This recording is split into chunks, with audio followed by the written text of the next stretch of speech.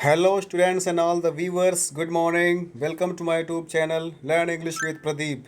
I am Pradeep Kumar Kushwaha. In this channel, I regularly upload new videos for class 6 to class 12 Hindi and English medium, and there I teach English language, English literature, general English grammar, and also competitive videos of other subjects. So, dear students, if you want to receive my videos regularly, then subscribe my channel. If you found my videos useful, then like and share my videos to your friends and suggest them to subscribe my channel. Okay, dear students, let's go to read the video of the day. Today I am going to teach you intermediate English prose, the first chapter,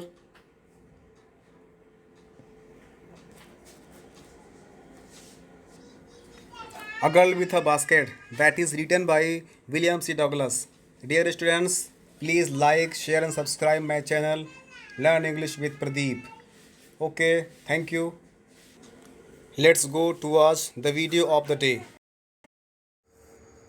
Hello students, I am again present with you with a new video of intermediate English prose, the first chapter, A Girl with a Basket. Let's read first about the author. William C. Douglas was a great judge of Supreme Court of America. William C Douglas America में supreme court के एक जज थे, एक न्यायाधीश थे.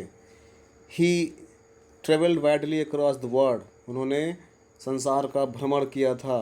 ही had great affinity toward Asian countries, Asian countries के प्रति उनका अधिक आकर्षण था, एशियन देशों की तरफ उनका अधिक आकर्षण था.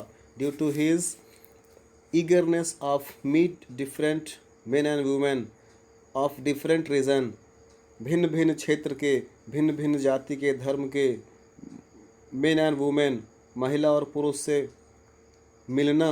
ड्यू टू हिज ईगरनेस, इनकी इस उत्सुकता के कारण, अर्थात इनकी उत्सुकता थी कि डिफरेंट रीजन्स के मेन और वुमेन से वो मिलें.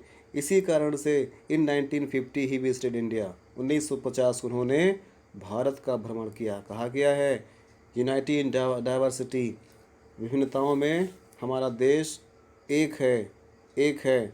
He was stern support of labour class and down trodden people. कहते हैं ही वॉज स्टाउन सपोर्ट, कहते हैं वह कट्टर सपोर्टर थे लेबर क्लास के लोगों के, एंड डाउन ट्रोडन पीपल, और दलित लोगों के. कहते हैं कि वह दलित लोगों के लिए और लेबर क्लास लोगों के लिए कट्टर समर्थक थे, कट्टर सपोर्टर थे, उनकी हमेशा हेल्प करने को तैयार रहते थे. फिर देखते हैं और इसमें लिखा गया उनके बारे में.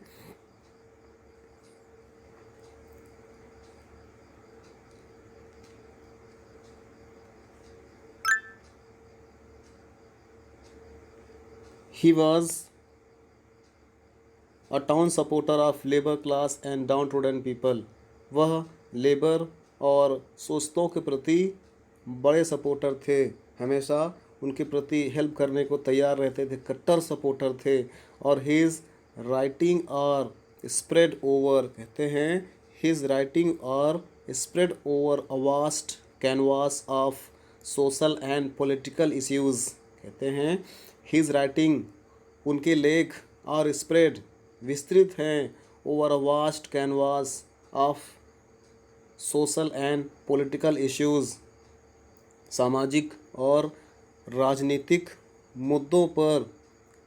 कहते हैं वास्ट कैनवास, एक विस्तृत प्रतिबिंब के रूप में. कहते हैं उनकी रचनाएं, उनके लेख सामाजिक और राजनीति के प्रतिबिंब को दर्शाती हैं. उस समय के सामाजिक स्थिति, उस समय के राजनीतिक स्थिति का एक मानचित्र दर्शाती हैं, एक चेहरा दर्शाती हैं. उनकी रचनाओं में आप देख सकते हैं कि उस समय की स्थिति क्या थी, लाइव चित्रण करते हैं वो. He was very much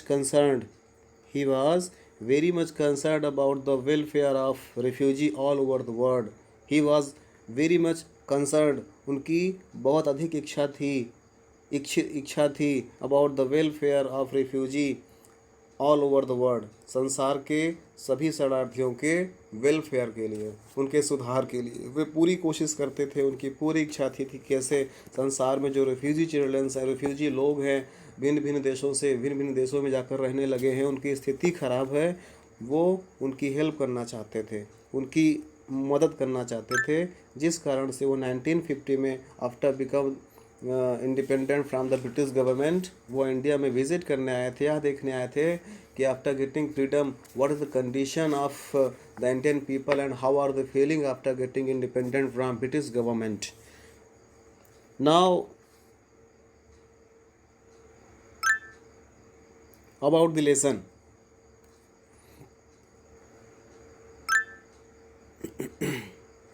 Now about the lesson. The lesson A Girl with a Basket is a genre of reminiscences. कहते हैं The lesson A Girl with a Basket is a genre of reminiscences. Lesson A Girl with a Basket जेनेयर है, एक शैली है, reminiscence स्मृति की। कहते हैं यह पाठ अगल विथ अ बास्केट स्मृति की एक शैली है। कहते हैं लेसन का यह पाठ स्मृति रेमिनिसेंसेस शैली है, जेनेयर रेमिनिसेंसेस स्मृति है, जेनेयर शैली। कहते हैं लेसन 1 जैसे चैप्टर अगल विथ अ बास्केट स्मृति की एक शैली है। और in this article the author rights his memoir when he visited India. कहते हैं जब राइटर भारत में विजिट करने आते हैं तो वह उस समय की वर्तमान स्थिति का वर्णन करते हैं। Here he met different kinds of people. कहते हैं वह यहाँ पर भिन्न भिन्न प्रकार के लोगों से मिलते हैं। But he was very much influenced, लेकिन वह बहुत अधिक प्रभावित होते हैं बाय ए रेफ्यूजी गर्ल, एक शरणार्थी बच्ची से, not more than 9 years old, जो कि 9 years ओल्ड से अधिक नहीं थी। वो एक 9 वर्ष की बच्ची से मिलते हैं जब वो इंडिया विजिट पे आते हैं और वो उससे बहुत अधिक प्रभावित होते हैं। The reminiscent was greatly overwhelmed by the cultural heritage of Indian सब कॉन्टिनेंट। कहते हैं वो द रेमिनिसेंस, यह स्मृति वाज ग्रेटली ओवरवेल्म्ड, उन्हें बहुत अधिक प्रभावित करती है, उनको वशीभूत कर लेती है बाय द कल्चरल हेरिटेज, सांस्कृतिक विरासत ऑफ इंडियन सब कॉन्टिनेंट, इस भारत उपमहाद्वीप भारत के। कहते हैं इस उपमहाद्वीप भारत के जो स्मृति चित्रण है वह उन्हें बहुत अधिक प्रभावित करती है। जो वहाँ का कल्चरल हेरिटेज है, वहाँ का जो सांस्कृतिक विरासत है, उससे वो बहुत अधिक प्रभावित होते हैं। फिर कहते हैं the author himself was greatly impressed, लेखक स्वयं बहुत अधिक प्रभावित थे by catching a glimpse of the warm soul of India, Bharat के उस ग्लिम्स, उस झलक को जो कि वार्म सोल, गर्मजोशी से भरा हुआ था। अर्थात एक छोटी बच्ची के अंदर वो ईमानदारी को देख करके लेखक पूरे भारत की झलक देख लेते हैं। उन्हें पूरा विश्वास हो जाता है जब छोटी that was in the starvation, जो कि भूखमरी की कगार पर थी, उसको देख करके उसके अंदर अभी भी आत्मसम्मान है, रेस्पेक्ट है। जब छोटे बच्चे के अंदर इस प्रकार की भावना होती है जो कि उन्हें कल्चरल हेरिटेज, विरासत के तौर पर उनको प्राप्त हुई है संस्कृति, जब छोटे बच्चे के अंदर ये भावनाएं हैं तो बड़े बुजुर्ग जिन्होंने छोटे बच्चों को वो संस्कार दिया है तो विश्वास के साथ कह सकते हैं कि वो कितने अच्छे और कितने ईमानदार होंगे। इसीलिए फाइनली वो कहते हैं लास्ट में कि that is why I have become loved with the people of India and the country India. कहते हैं इसी कारण से मैं भारत और भारतीय लोगों से इतना अधिक प्रेम और स्नेह करने लगा हूँ, क्योंकि ये इनोसेंट हैं, बहुत सीधे साधे हैं, निर्दोष हैं, जो उचित है, जो सत्य है, अपनी पुरानी परंपराओं को मानने वाले हैं और धर्म और सही राह पर चलने वाले हैं। आइए हम लोग टेक्स्ट पढ़ते हैं। वो इंडिया विजिट पर आए थे 1950 में। उन्होंने बहुत अच्छा वर्णन किया है उस समय भारत की स्थिति कैसी थी, यहाँ के लोग कैसे थे, और यहाँ के लोग अपना जीवन यापन किस प्रकार करते थे। After become independent from British government वो अपने आप को सरवाइव करने की कोशिश कर रहे थे, और बहुत सारे रिफ्यूजी पीपल पाकिस्तान को छोड़ के इंडिया आ गए थे। और उस समय उनकी स्थिति क्या थी, वो किस प्रकार से रहते थे, भोजन कैसा करते थे, रहन सहन कैसा था, ऐसा क्या था उनके जीविकोपार्जन का माध्यम, इस चैप्टर में हम लोग पढ़ेंगे। शुरुआत करते हैं।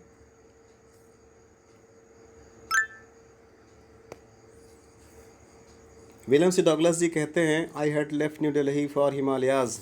हिमालय जाने के लिए मैं दिल्ली से आगे बढ़ा। कहते हैं कि हिमालय की ओर बढ़ते हुए हिमालय जाने के लिए मैं दिल्ली छोड़ चुका था। I was going as far as Bareilly by train. मुझे बरेली तक ट्रेन से जाना था। And then by car to Ranikhet, और फिर कार से रानीखेत तक जाना था। An old British army hill station, जो कि एक पुराना पहाड़ी छावनी थी अंग्रेज़ों की। कहते हैं जो कि अंग्रेजी सेना की पुरानी पहाड़ी छावनी थी, और located on a 6,000 foot range opposite a 120 miles stretch snow capped Himalaya. कहते हैं कि उन्हें हिमालय के सामने एक 6,000 फुट ऊंची पर्वत श्रेणी पर स्थित उस स्थान तक जाना था। उन्हें जहाँ पर जाना था, जो कि लगभग 6,000 फीट की ऊंचाई थी, और ब्रिटिश आर्मी हिल स्टेशन था, और हिमालय से लगभग 120 माइल की दूरी तक फैला हुआ हिमालय, उसके अपोजिट साइड लगभग 600 फीट की ऊंचाई पर उस चोटी पर उनको जाना था। रेंज मीन्स होता है चोटी। 6,000 फीट की ऊंचाई पर उस चोटी पर जो ब्रिटिश आर्मी हिल स्टेशन था, वहाँ पर उनको जाना था। The train was slow. Train बहुत धीमी थी। And it stopped at all the way stations, और वह हर स्टेशन पर रुकती थी। कहते हैं जिस ट्रेन से वो सफ़र कर रहे थे, जिस ट्रेन से उनको बरेली जाना था, that was a slow moving train, that was a passenger slow moving train थी, बहुत धीरे चलने वाली ट्रेन थी जिससे उनको सफ़र करना था। और कहते हैं एट एवरी स्टॉप, प्रत्येक रुकावट पर, अर्थात जहाँ पर ट्रेन रुकती थी, I swung open the door of my compartment, मैं तुरंत ही अपने कंपार्टमेंट का डोर ओपन करता था, एंड वॉक द प्लेटफॉर्म, और प्लेटफॉर्म पर चलने लगता था। The train was packed. The train was packed. वह ट्रेन भरी हुई थी। किन लोगों से? Sorry, the platform was packed with people. Platform लोगों से भरा हुआ था। Sikhs, Muslims, Hindus, soldiers, merchant, priests, porters, beggars, hawkers. कहते हैं इन लोगों से प्लेटफॉर्म भरा हुआ था। किन लोगों से? सिख लोगों से, मुस्लिम लोगों से, हिंदू लोगों से, सोल्जर्स से, मर्चेंट व्यापारियों से, प्रीस्ट पुजारियों से, पोटर्स से, बेगर्स भीख मांगने वालों से, और हॉकर लोगों से, फेरी वालों से। इन लोगों से पूरा का पूरा प्लेटफॉर्म भरा हुआ था। Almost everyone was bear foot, और लगभग सब के सब नंगे पैर थे, खाली पैर थे। And dressed in loose white garments, और उन्होंने लूज वाइट गॉर्मेंट्स पहना हुआ था, ढीले ढाले कपड़े पहने हुए थे। और फिर कहते हैं I would asked at least 3 people before I could find one who spoke English। मैं कम से कम 3 लोगों से बात कर पाता था, 3-4 लोगों से बात करता था। Then I could found one who spoke English। तब जाकर के कोई एक व्यक्ति मिलता था जो मुझसे इंग्लिश में बात कर सकता था। I would talk world affairs। मैं संसार के मामलों में बात करता था। And every major topics the news of the day produced, और दिन भर की जो मुख्य घटनाएं थी उन घटनाओं के बारे में भी, मुख्य घटनाओं के बारे में भी मैं लोगों से चर्चा करता था।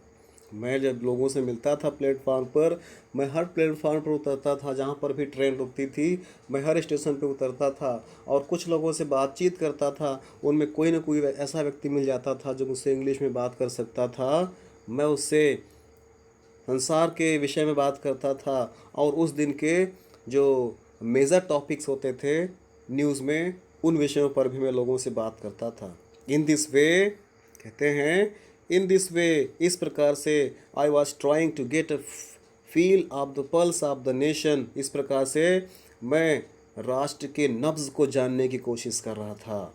चेकिंग ओपिनियंस, उनकी राय को जानने की कोशिश कर रहा था। Against official attitudes and reports, official attitudes और रिपोर्ट्स के लिए, अर्थात उनकी अपने देश के प्रति क्या क्या व्यवहार है, क्या रवैया है, या इस मैं ये क्या सोचते हैं देश के बारे में। इस प्रकार से मैं उनसे प्रश्न पूछ करके राष्ट्र की भावनाओं को जानने का प्रयत्न कर रहा था। मैं यह जानने का प्रयास कर रहा था कि जनता की सरकार के दृष्टिकोण में क्या सूचनाएं हैं। मैं उसकी तुलना करना चाह रहा था कि लोग जो फीलिंग्स रखते हैं वास्तव में सरकार वही सूचना दे रही है या नहीं दे रही है। कहीं ऐसा तो नहीं है कि सरकार की सूचनाएं दूसरी हैं और आम जनता कहीं और त्रस्त है, परेशान है। तो वह दोनों को कंबाइन करना चाहते थे। जो न्यूज़ थी, जो समाचार थे, जो वर्ल्ड करंट अफेयर्स थे, जो वर्ल्ड के मामले थे, देश का मामला था, उससे और उस समय की स्थिति का सही आकलन करना चाहते थे। आगे बढ़ते हैं।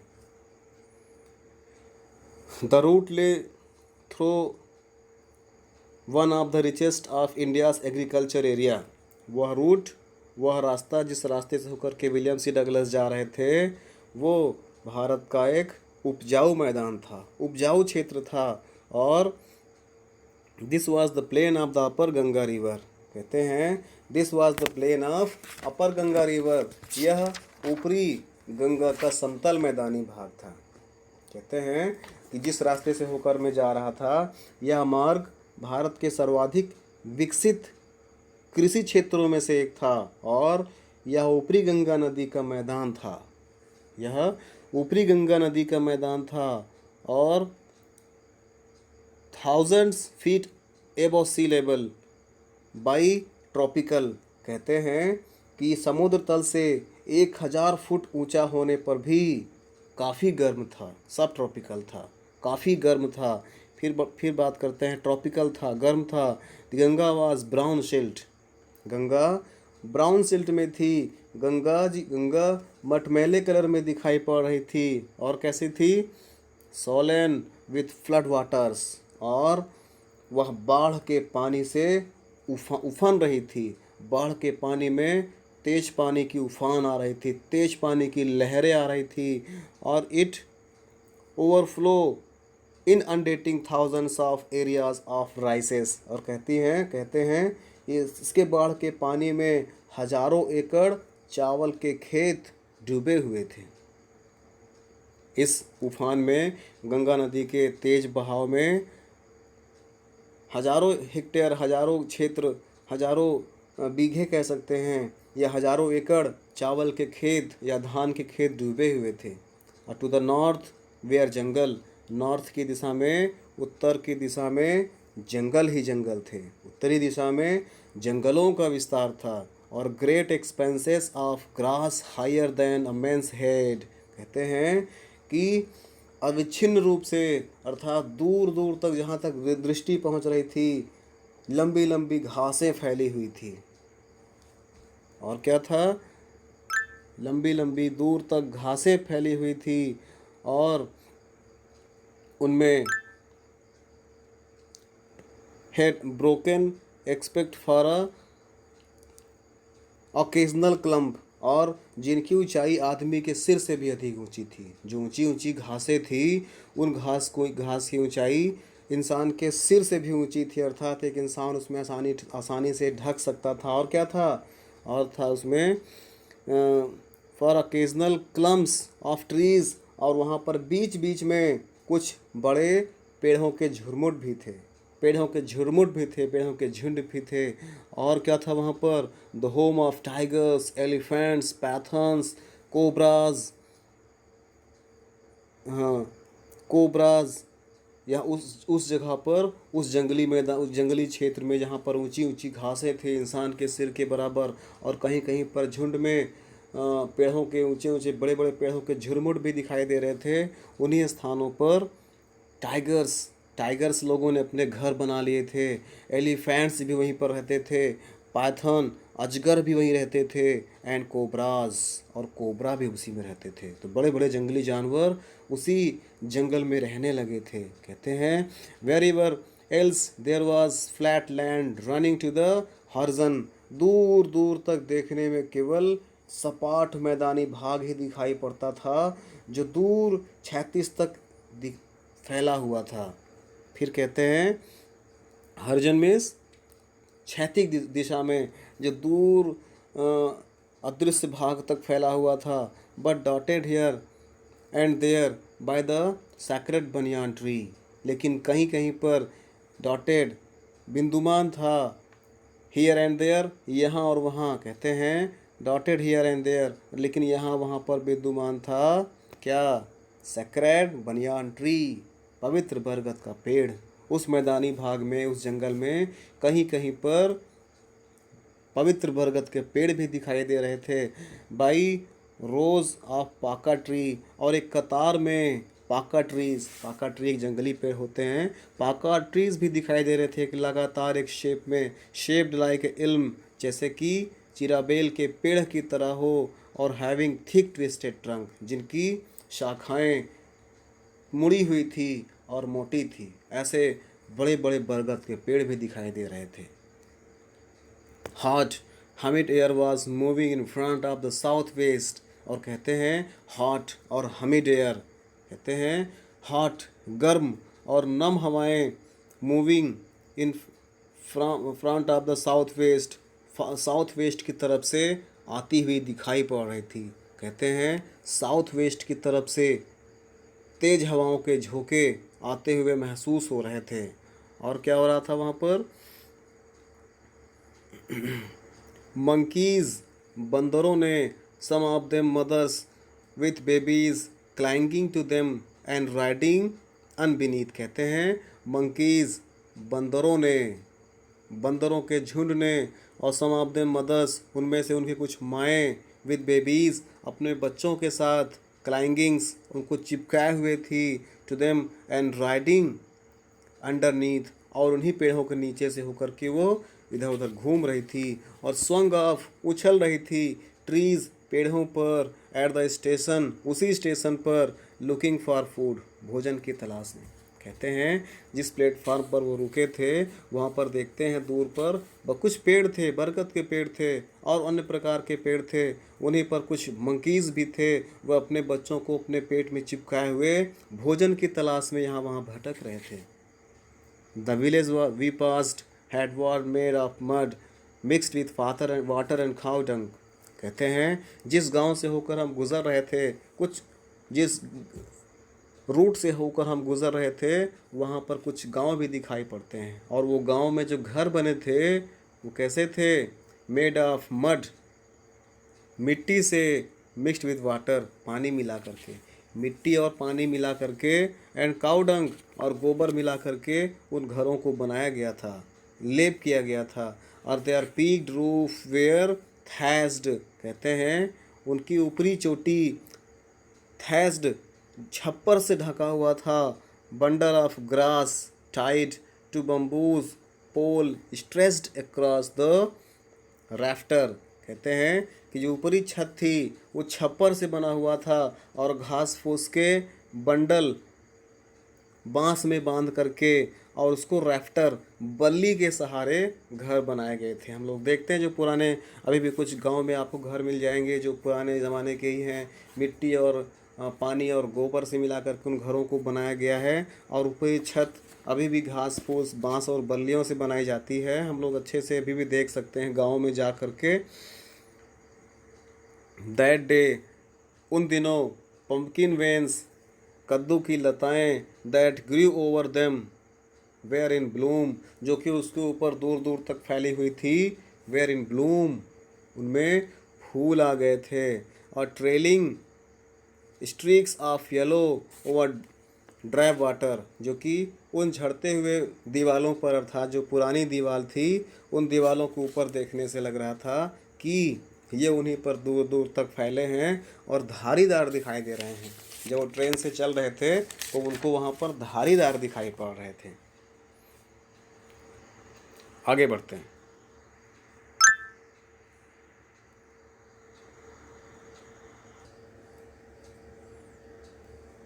आगे बढ़ते हैं। At one station, my routine of talking with the people was interrupted. एक स्टेशन पर मेरा लोगों से बात करने का सिस्टम इंटरप्टेड, प्रभावित हो गया। मेरा दिनचर्या थी, मैं हर स्टेशन पर उतरता था, लोगों से बातचीत करता था, लेकिन इस बार जब मैं एक स्टेशन पर उतरा तो मेरी लोगों से बात करने की दिनचर्या प्रभावित हो गई। कैसे? एज सून एज आई अलाइटेड, जैसे ही मैं नीचे उतरा, a group of young children gathered around me, छोटे छोटे बच्चों का समूह मेरे पास इकट्ठा हो गया। जैसे ही मैं प्लेटफॉर्म पर नीचे उतरा तो वैसे ही छोटे छोटे बच्चों का समूह, group of young children gather around me, मेरे पास छोटे बच्चों का समूह इकट्ठा हो गया। और they were selling baskets, hand woven reed baskets with simple design and pattern. कहते हैं they were selling baskets hand woven, वे हाथ से बने हुए बास्केट्स, रीड बास्केट सरकंडे और इस प्रकार से सरपत से बने हुए baskets, simple design and pattern, साधारण डिज़ाइन और पैटर्न में वे इस प्रकार से हाथ से बने हुए बास्केट्स और फैन बेच रहे थे।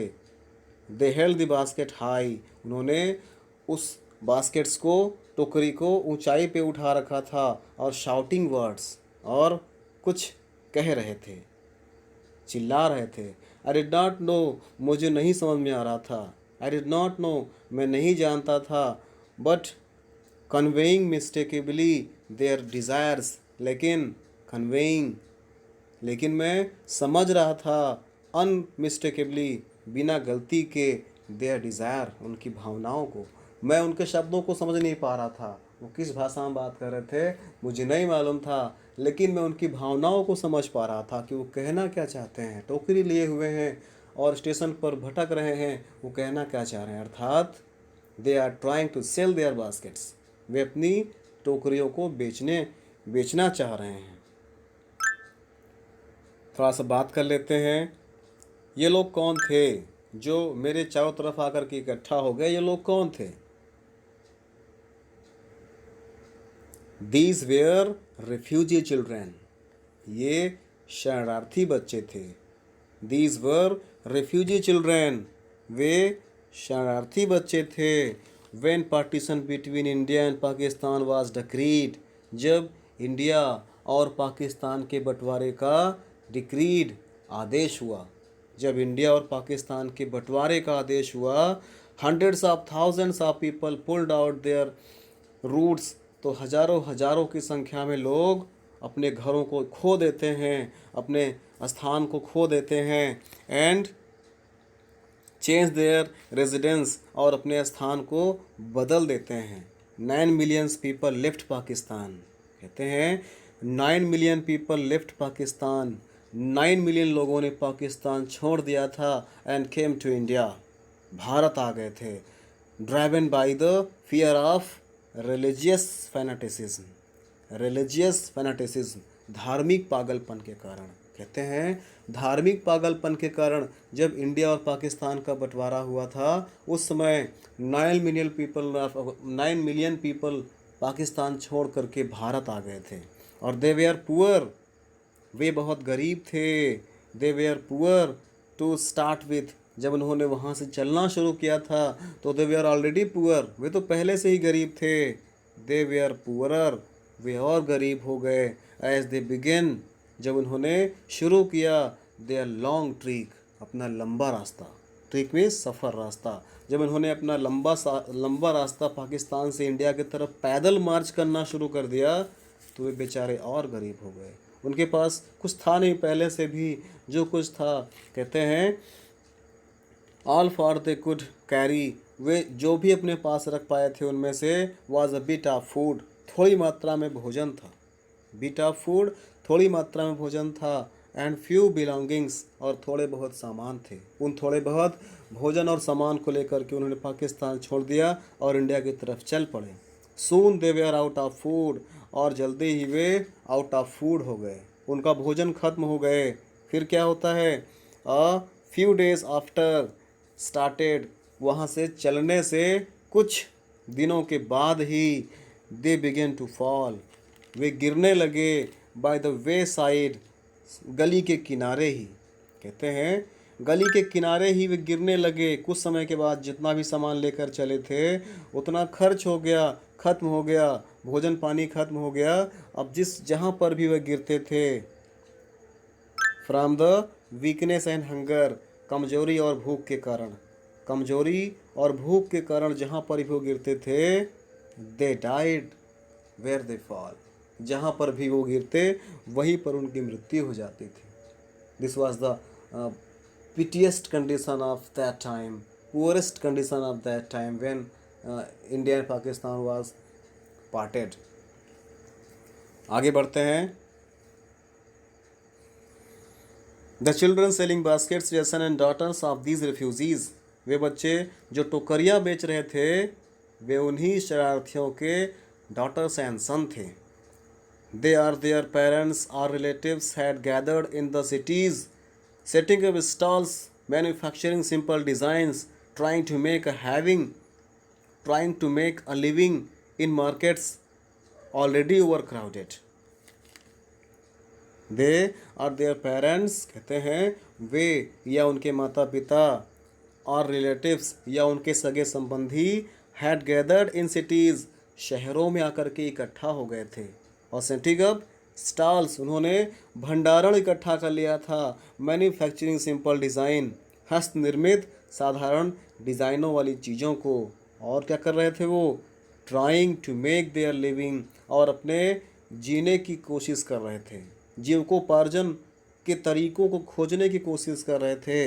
इन मार्केट, उस मार्केट में, उस बाज़ार में, ऑलरेडी क्राउडेड, जो कि पहले से भरा हुआ था। तो जब उन्होंने पाकिस्तान छोड़ दिया, इंडिया आ गए वे शरणार्थी, तो वे और उनके बच्चे आकर के शहरों में, वे उनके बच्चे और उनके रिलेटिव्स आकर के शहरों में रहने लगे थे। उन्होंने हैंडमेड आर्टिकल्स को बनाए, इकट्ठा किए और उसको उसी शहर में बेचने का प्रयास करने लगे थे, जो कि पहले से ही भीड़ से भरा हुआ था, बाजार से भरा हुआ था। दे लिव्ड इन क्लॉथ्स, वे कपड़ों में अर्थात तंबू बनाकर रहते थे। एंड ग्रास शेड, और घास फूस की छाया बना करके रहते थे। लाइंड, कतारों में, द स्ट्रीट्स, गलियों की, वे गलियों की कतारों में तंबू बना करके कपड़े का या घास फूस की छाया बना करके उसमें अपना जीवन यापन करने लगे थे। द पेरेंट्स एमंग दीज, कहते हैं द पेरेंट्स एमंग दीज, उन लोगों में जो माता पिता थे, उन शरणार्थियों में जो माता पिता थे, had been accustomed to little all their lives for the annual income, उनकी बहुत थोड़ी इनकम थी, बहुत छोटी इनकम में अपना सर्वाइवल करते थे। Agriculture family does not on the average exceed $1,000 a year, कहते हैं जो एग्रीकल्चर फैमिली से थे उनकी साल भर की इनकम $100 a ईयर, मुश्किल से वो साल भर में $100 कमा पाते थे। जो कुशल लोग थे, जो कुशल कारीगर थे, जो कुशल लोग थे, फैमिली एग्रीकल्चर फील्ड के लोग थे, वे साल भर में केवल $100 ही कमा पाते थे।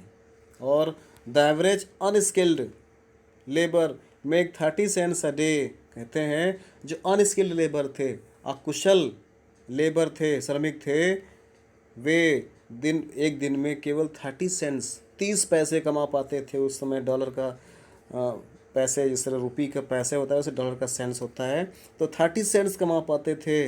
लेस दैन $2 a वीक, जो कि एक हफ्ते में $2 से अधिक नहीं था। आगे बढ़ते हैं। There is 1 meal a day, दिन में एक बार ही भोजन करते थे। भोजन में क्या क्या रखते थे? एन ओनियन, एक प्याज, अ पीस ऑफ ब्रेड, एक रोटी का टुकड़ा, a bowl of pulse with milk, bowl of pulse, एक कटोरी दाल, विथ मिल्क, मिल्क के साथ, दूध के साथ, दूध के साथ एक कटोरी दाल, और perhaps a bit of goat cheese, और शायद कभी बकरी के दूध से बना हुआ चीज़, पनीर खा पाते थे। No tea, no coffee, no fat, no sweet, no meat. वो इतने गरीब थे कि उन्हें कभी कॉफ़ी या चाय नसीब नहीं होता था। नो फैट, वसा या घी या मक्खन भी नहीं खाते थे। नो स्वीट्स, कोई भी मिठाई नहीं खाते थे। और नो मीट, कोई भोजन कोई किसी भी प्रकार का मीट या मांस भी नहीं खा पाते थे। $100 a year is not $2 a week। $100 एक साल में, एक सप्ताह में केवल $2। येट इवन दैट स्मॉल,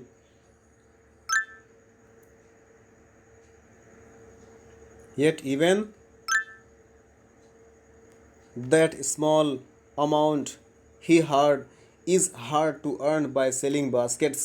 कहते हैं साल भर में $100, एक सप्ताह में कम से कम, अधिकतर अधिकतर मैक्सिमम $2, और वो भी हार्ड वर्क, कठिन मेहनत करके कमा पाते थे। मतलब थोड़ी सी इनकम कमाने में भी उनको बड़ी मेहनत करनी पड़ती थी। कैसे? सेलिंग बास्केट्स, बास्केट्स को बेच करके, to people too poor to buy them, उन लोगों के बीच में जो पहले से गरीब थे। अर्थात जो पुअर लोग थे, उन्हीं पुअर लोगों के बीच में उस प्रकार की चीज़ों को बेच करके उनको अपना जीविकोपार्जन करना पड़ता था, अपने आप को अपने लवलीवुड का माध्यम खोजना पड़ता था, सर्वाइव करना पड़ता था। That no doubt is the reason, इसमें कोई संदेह नहीं है कि इसी कारण से लिटिल चिल्ड्रेन डिसेंड्स, वो छोटे बच्चे डिसेंड, उतर आए थे, ऑन मी, मेरी तरफ, लाइक लोकस्ट, टिड्डों के रूप में। इसी कारण से इसमें कोई संदेह नहीं है कि जब वो किसी व्यक्ति को देखते थे तो उसके पास इकट्ठे हो जाते थे कि शायद वो उनके हैंडमेड आर्टिकल्स को खरीद ले। तो यही कारण था कि वो मेरे पास टिड्डों के रूप में, लोकस्ट मीन्स टिड्डे, टिड्डों के रूप में मेरे पास डिसेंड, उतर आए थे, इकट्ठा हो गए थे, मुझे घेर लिया था। बिकॉज आई एम अमेरिकन, मैं अमेरिकन था। Was doubtless the most promising market they had seen, उनकी नज़र में मैं एक प्रोमिसिंग मार्केट्स हो सकता था, उनके लिए एक लाभदायक बाज़ार हो सकता था, मैं उनके सामानों को अच्छी कीमत पर ख़रीद सकता था। यही सोच करके वो मेरे पास झुंड के रूप में आए। आगे बढ़ते हैं। I bought 1 tiny basket for an anna, मैंने एक आना में वो एक बास्केट खरीद लिया, एक टोकरी मैंने सिर्फ एक आना में खरीद लिया। Another fruit basket for a bit more, और थोड़े और अधिक मात्रा में मैंने एक और फ्रूट बास्केट खरीद लिया। A beautiful vast paper basket for a rupee, और अगले ₹1 में मैंने एक सुंदर वास्ट पेपर से बना हुआ, रद्दी पेपर से बने हुए एक सुंदर टोकरी खरीद ली। A lovely sewing basket for a rupee, और थोड़ा और ₹1 खर्च करके मैंने एक सीविंग बास्केट, हाथ से बुनी हुई बास्केट भी खरीद लिया। A few fans for an anna और 2 पीसेस, और कहते हैं कि 1 या 2 पैसे और खर्च करके मैंने कुछ पंखों को भी खरीद लिया। माई आर्म्स वे फिल्ड, अब मेरे आर्म्स भरे हुए थे, मेरा पूरा हाथ, मेरी पूरी बाँह भर गई थी। And I had spend not 50 cents, और मैंने 50 सेंट से अधिक खर्च नहीं किया था, 50 सेंट से अधिक खर्च नहीं किया था, उतने में मेरे पूरे हाथ भर गए, जो मैंने, मेरे हाथ सामानों से भर गए थे। The children dressed pressed in shouting their wires, बच्चे अपने सामान को बेचते हुए प्रेस्ड कर रहे थे, दबाव डाल रहे थे। वो कह रहे थे कि हमारे बास्केट को प्लीज़ आप खरीद लीजिए, in different tone, in different language. Only I was feeling their desires, not understanding their words. कहते हैं आई वॉज अ प्रिजनर, मैं कैदी की तरह हो गया था। कम्प्लीटली सराउंडेड, पूर्ण रूप से घिर गया था। इतना सामान मैंने खरीद लिया था ओनली 30 सेंट्स में कि मैं एक प्रिजनर की तरह हो गया था, एक कैदी की तरह हो गया था। मेरे पूरे हाथ, दोनों हाथ भर गए थे, और अनेबल टू मूव, चलने में असमर्थ फील कर रहा था। The most diligent aggressive vendor, वह बहुत ही एक डिलीजेंट, एक साधारण, एक समझदार एग्रेसिव वेंडर लड़की, सामान बेचने वाली लड़की, was a beautiful girl of 9 साल की छोटी सी बच्ची, right in front of me, मेरे दाहिने तरफ खड़ी थी। वह एक 9 साल की एग्रेसिव वेंडर, जो कि शी वॉज मोस्ट डिलीजेंट, वो 9 साल की बच्ची, एक सुंदर बच्ची मेरे पास, मेरे सामने खड़ी थी। She had a lovely basket with handle, उसके पास एक सुंदर सा बास्केट था, हैंडल लगा हुआ था। एंड शी वांटेड ₹1.50, और वह इसके लिए 1 रुपये और आधे अर्थात ₹1.50 चाहती थी। फॉर इट अबाउट 30 सेंट्स, या कम से कम 30 सेंट्स, मीन्स 1 रुपये 50 पैसे या 1 रुपीज़ 30 सेंट्स चाहती थी। 1 रुपये 50 पैसे, उस समय 30 सेंट्स ही था, वो इतना चाहती थी उस बास्केट के लिए। She was an Ernest pleader, वह अर्निस्ट प्लीडर प्रकार की थी, अर्थात वह एक प्रकार से मुझसे रिक्वेस्ट कर रही थी कि मैं उनके बास्केट को प्लीज़ खरीद लूँ। There were tears in her eyes, उसकी आँखों में आंसू थे, उसकी आँखों में आंसू थे। जब वो मेरे सामने खड़ी थी, मैंने उसको देखा तो मैंने उसको फील किया, बिकॉज मैंने सोचा कि she is really in very poor condition, her condition was not so good. She had worn torn clothes and her eyes were wet with tears, her cheeks were wet with tears. Really she was very poor, I felt so. फिर क्या होता है, my arms were filled already, कहते हैं कि there were tears in her eyes, उसकी आंखों में आंसू थे। और she pleaded and begged in tones, she pleaded, वह प्लीड कर रही थी, रिक्वेस्ट कर रही थी। एंड बेग्ड इन टोन्स, और एक विचित्र प्रकार की आवाज़ में मुझसे रिक्वेस्ट कर रही थी। Would bring my heart, that would bring my heart, जिसने मेरे हार्ट को झकझोर दिया। अर्थात जिस प्रकार से, जिस तरह से वो मुझसे बास्केट खरीदने की रिक्वेस्ट कर रही थी, उससे मैं बहुत अधिक प्रभावित हुआ, मुझे बहुत उस पर दया आ गई। माई आर्म्स वेर फिल्ड, क्योंकि मेरे हाथ पहले से भरे हुए थे। आई हैड नो रूम, मेरे पास बिल्कुल भी जगह नहीं थी। लेट अलोन एनी नीड, थोड़े से भी, किसी भी चीज़ के लिए भी। फॉर अनदर बास्केट, किसी अन्य बास्केट, मैं चूँकि पहले से बहुत सारा सामान खरीद चुका था, अब मेरे पास बिल्कुल भी जगह नहीं थी मैं कोई और अन्य प्रकार की बास्केट या हैंडमेड आर्टिकल्स खरीद सकूं। तो बैलेंसिंग माई बास्केट्स, अपने बास्केट को बैलेंस करते हुए, एंड फैंस, और फैंस को, ऑन माई लेफ्ट हैंड, अपने लेफ्ट आर्म की तरफ, अपने बाएं भुजा की तरफ बाएं हाथ से सामानों को एडजस्ट करते हुए, I reached into my pocket, कहते हैं राइट कोट पॉकेट, मैं अपने राइट कोट ऑफ पॉकेट, मैं अपने कोट के दाहिनी जेब के पास अपना हाथ ले जाता हूँ। And got a handful of change, एक मुट्ठी भर चेंज निकालता हूँ। परहैप्स 50 सेंट्स इन ऑल, लगभग वो 50 सेंट्स रहे होंगे, 15 सेंट्स रहे होंगे, 15 सेंट्स रहे होंगे। Which I deposited in the basket, जिसको मैंने उसकी टोकरी में रख दिया। That the young girl held imploringly before me, जो कि मेरे पास बहुत ही दयनीय स्थिति में खड़ी थी और उस टोकरी को मेरे सामने फैलाए हुए थी, और उसी टोकरी में मैंने उस चेंज को रख दिया। I tried to explain that, कहते हैं I tried to explain that I could not buy the basket, मैंने यह बताने की कोशिश किया कि मैं बास्केट नहीं खरीद सकता हूँ। But extended the gratuity as a substitute, लेकिन मैं आपको विकल्प के तौर पर, आपको चैरिटी के तौर पर ये दान दे रहा हूँ। मतलब मैं आपकी बास्केट खरीद नहीं सकता हूँ, लेकिन आपकी कंडीशन ठीक नहीं है। I want to help you and that's why I am giving you the handful of coins, मैं आपकी हेल्प करना चाहता हूँ, लेकिन मैं आपके बास्केट को खरीद नहीं सकता हूँ, इसलिए मैं आपको ये मुट्ठी भर सिक्के दे रहा हूँ। I realized at once what offence I had given. तभी मुझे अचानक फील हुआ कि मैंने कोई अपराध कर लिया है। ऑफेंस, मैंने कोई अपराध कर लिया है। दिस चाइल्ड ऑफ 9, यह 9 वर्ष की बच्ची, dressed in rags and in the starvation, ये जो लड़की है पुराने कपड़े पहने हुए, फटे कपड़े पहने हुए है, एंड एज ऑफ स्टारवेशन, और भूखमरी की कगार पर है। रेज्ड हर चिन, उसने अपनी ठुड्डी, अपना चेहरा ऊपर किया, चिन, उसने अपना चेहरा ऊपर किया, और reached into the basket, basket के पास तक अपने हाथ ले गई, विथ ऑल द प्राइड, पूरे गर्व से, एंड ग्रेसियसनेस, और पूरी गंभीरता से, ऑफ अ लेडी, एक महिला की तरह, handed the money back to me, और उसने वह पूरा पैसा मुझे वापस कर दिया।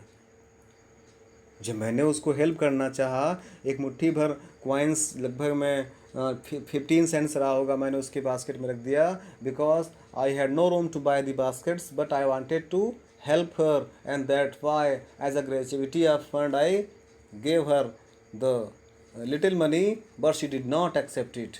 As soon as I gave the money, I felt that I have done some mistakes. She raised her chin, उसने अपनी ठुड्डी उठाई, अपना चेहरा उठाया, मेरी तरफ देखा, और पूरे पूरे प्राइड होकर के, ऐसा सीरियस होकर के, ग्रेसियसनेस ऑफ लेडी की तरह वो उन पैसों को उठा करके मुझे वापस कर दिया।